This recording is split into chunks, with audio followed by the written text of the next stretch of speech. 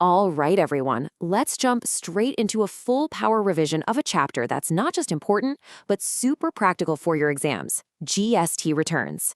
We are going to cover absolutely everything you need to know, from the common traps ICII loves to set to the due dates that you just have to remember. Okay, let's start with a classic exam-style scenario. Picture this. For the month of April, you declare 10 lakh rupees of sales in your GSTR1. But when it's time to file your GSTR3B, you only end up paying the tax on 8 lakh rupees. So what do you think happens next? Is it just a simple mistake you can fix later? Well, if you're thinking you'll just sort it out later, think again. This right here is a classic ICAI exam trap. A mismatch like this between your GSTR1 and GSTR3B automatically triggers an intimation from the GST portal. And if you don't pay that difference or give a really good reason for it, guess what? Your GSTR1 for the next tax period can actually get blocked. So let's master this entire system right now so you never fall for these traps. Okay, first things first. Before we start drowning in form numbers and due dates, we have to understand the legal backbone of this chapter. Why? Because ICAI absolutely loves asking questions that connect the forms back to the specific sections of the CGST Act that give them power. And here they are, the building blocks of the whole chapter. Section 37, that's your GSTR1, all about outward supplies. Section 38 deals with inward supplies. Section 39 is the big one for furnishing returns like your GSTR3B. Then you've got Section 44 for the annual return, Section 45 for the final return, Section 47 for those dreaded late fees, and Section 48 for GST practitioners. Knowing which section goes with which form is absolutely crucial for your MCQs.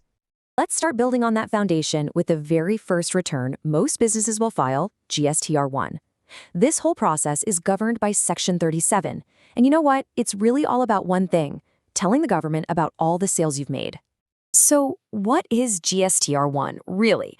It's a detailed, invoice-level statement of all your outward supplies. It has to be filed by pretty much every registered person, though there are a few exceptions we'll see later. And the date you have to burn into your memory?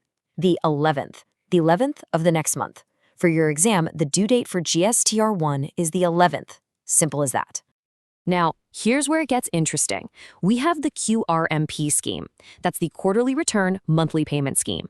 Regular folks file GSTR1 every single month, but if you're in the QRMP scheme, you file your GSTR1 only once a quarter. But wait, what about your buyers who need to claim ITC? Well, for the first 2 months of the quarter, you have an optional tool called the IFF, or Invoice Furnishing Facility. And here's where marks are lost. The IFF is used to report only your B2B invoices. That's a key detail. Okay, so reporting your sales is one thing, but paying the tax is a whole other ballgame. Let's move on to the return, where the money actually moves from your bank to the government's. GSTR3B. This one's governed by Section 39, and it is, without a doubt, the most critical return for tax payment. Remember this key difference because it's huge. GSTR1 is a detailed statement of your sales. GSTR3B, on the other hand, is a summary return. You're basically self-assessing your total liability for the month. And the most important takeaway is this. GSTR3B is where you actually pay the tax. One is for reporting, this one is for paying. Don't mix them up. Now, the due dates for GSTR3B are a favorite playground for ICAI when they set questions. If your turnover is more than 5 crores, it's easy, the 20th of the next month. But for smaller taxpayers with turnover up to 5 crores, it's staggered. It actually depends on which state you're registered in. Group A states have a due date of the 22nd, while Group B states have a due date of the 24th. You need to know this for any case study type problems. So what if you have 0 business in a month? Can you just not file? Absolutely not. Filing GSTR3B is mandatory, even if it's a nil return. And look at these conditions. They are super strict. You can only file a nil return if you have 0 outward supplies, 0 reverse charge liability, you're not claiming any ITC, and you have no tax to pay. It has to be a complete 0 activity month across the board. All right, this next point is one of the most fundamental golden rules of the entire GST returns system. You have to remember this. Ready? In GST, there is no requirement for having a revised return. What does that mean? It means once you filed a return, that's it. It's locked. You cannot go back and revise it. Ever. So the obvious question is, if you can't revise a return, how on earth do you correct a mistake? Well, Section 39, subsection 9, tells us exactly how. It's actually quite simple. Step 1, you found the mistake. Step 2, you fix those details in the GSTR1 of a future month. And Step 3, you pay any extra tax plus interest in that future month's GSTR3B. All corrections are made going forward, never by looking back. So we've nailed down the main returns for all the regular taxpayers. Now let's do a quick run-through of the returns meant for specific types of taxpayers. These are absolutely perfect for those one-mark MCQs. This table is your best friend for a quick revision. GSTR4 is for composition dealers, and it's filed annually by the 30th of April. GSTR5 is for non-resident taxable persons, filed monthly by the 20th. And GSTR8 is for those e-commerce operators who collect tax at source, or TCS, filed monthly by the 10th. Remember the combo: the form, the taxpayer, and the due date. And don't forget these two special forms. A composition dealer files their main return, GSTR4, once a year, but they have to pay their tax every quarter using a simple statement called Form CMP08. Then you've got GSTR11, which is for bodies that have a unique identity number. Think embassies or UN organizations. They use this form to claim a refund of the GST they paid on their purchases here in India. Let's move on to the returns that are all about closing the loop. These are the ones you file either at the end of a financial year or at the very end of your business's life. The annual return is GSTR9, and it's governed by Section 44. Think of it as a consolidated summary, like a report card of all the GSTR1s and GSTR3Bs you filed during the whole financial year. Its main job is to help you reconcile all the data you reported month by month with your final audited books of accounts. Now, please, do not confuse the annual return with the final return. The final return, which is GSTR10 under Section 45, is filed only once in a business's lifetime. It's filed when your GST registration is canceled or you surrender it. And here's where you can lose marks. Look at that deadline. It must be filed within 3 months from the date of cancellation. That's a very strict requirement. Okay, so we know what to file and when to file it, but what happens if you don't? What if things go wrong?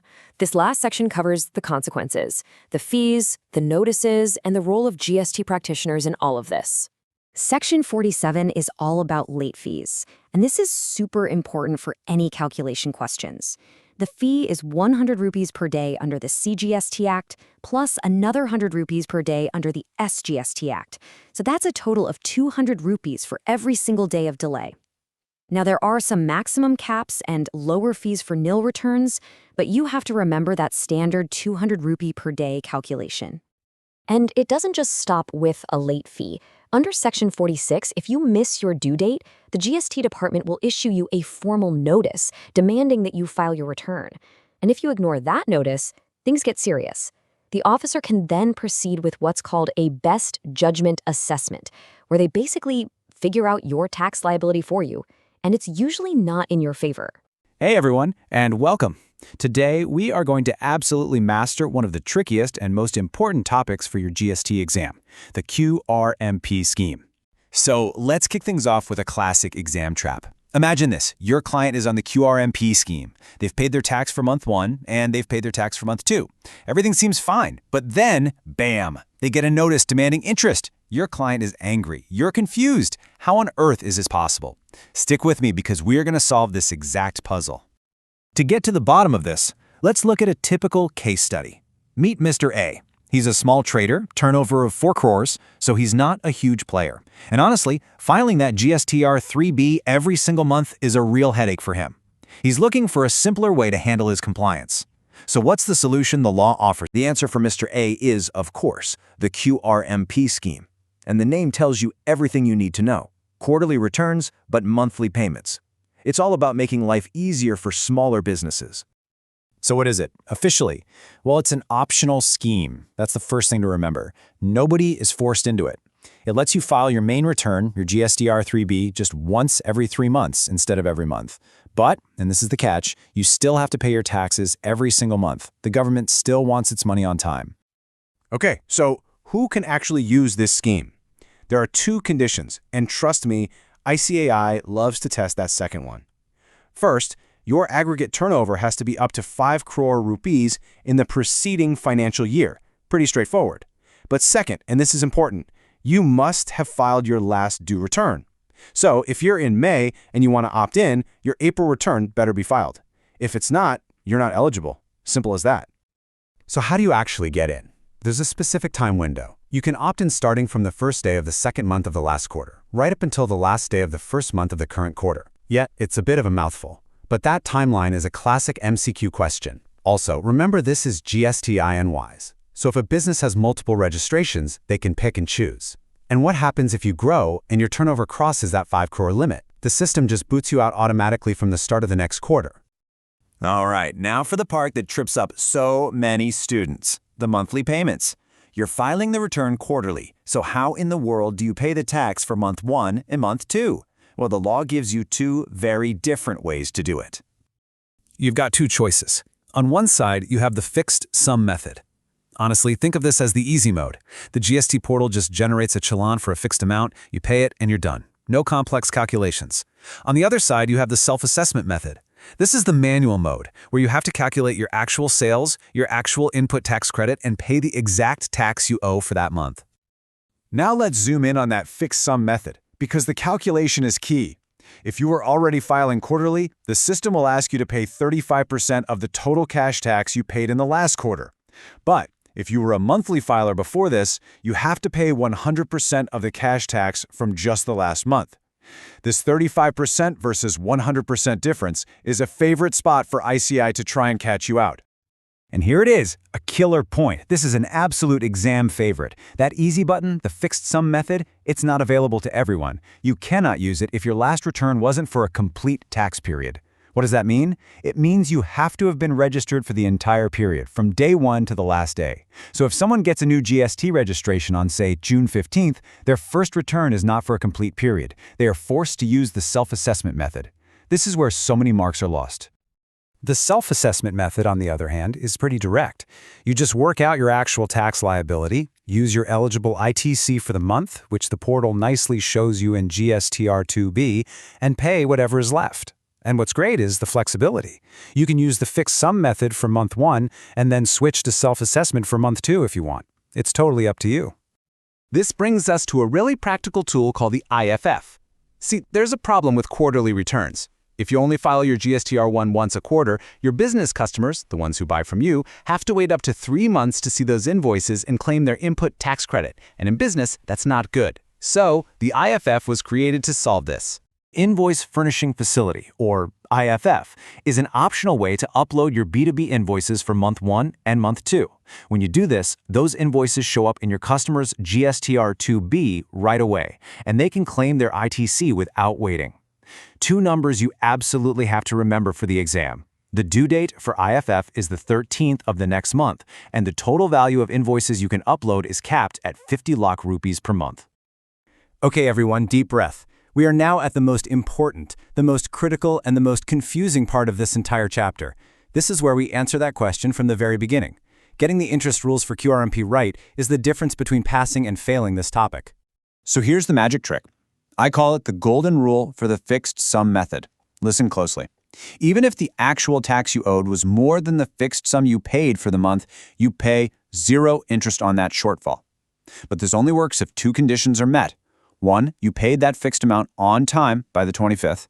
And 2, you paid off the entire remaining balance for the quarter when you filed your GSTR 3B also on time. This rule is a huge relief, but it's also a huge trap if you miss even one of those conditions. Let's look at an example straight from the ICII's material to prove this.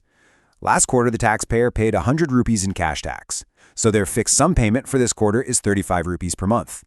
Now, their actual liability was 40 in month 1 and 42 in month 2.